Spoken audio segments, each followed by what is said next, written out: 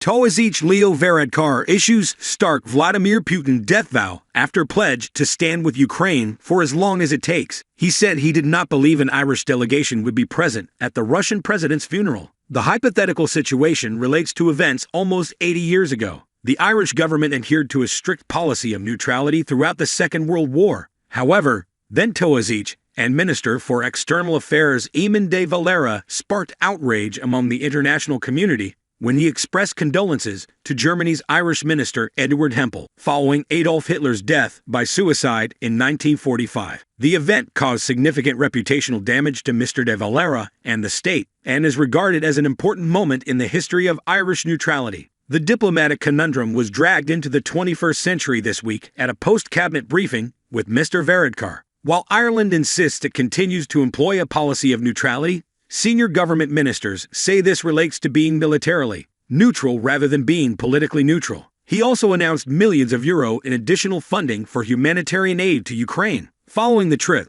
the Taoiseach was questioned about Mr. de Valera's actions following the death of Hitler. Asked by reporters if Ireland would offer a similar condolence to Russia in the event of Mr. Putin's death, Mr. Varadkar said, "I don't think so." Briefly pausing to consider the theoretical event, he added, "It's a good question. I hadn't thought of it before." Mr. Varadkar, who was banned from traveling to Russia last year, concluded, "I wouldn't imagine we'd be represented at the funeral." In November, the Kremlin said it was placing 52 key representatives from Ireland on a sanctions list for expressing what it claimed was Russophobic sentiment. Last week, Mr. Varadkar pledged to stand with Ukraine for as long as it takes when he visited Ukrainian President Volodymyr Zelensky in Kyiv. Mr. Varadkar was among the officials subjected to the ban by Russia. The Russian embassy in Dublin has been approached for comment. Varadkar began his visit in Kyiv's conflict-hit suburbs of Moshchun, Irpin, and Bucha. He also laid wreaths in memory of the children killed in the conflict, in memory of those killed in the Euromaidan protests of 2014, and in the Russian invasion that followed. Speaking from Kyiv, the Taoiseach said,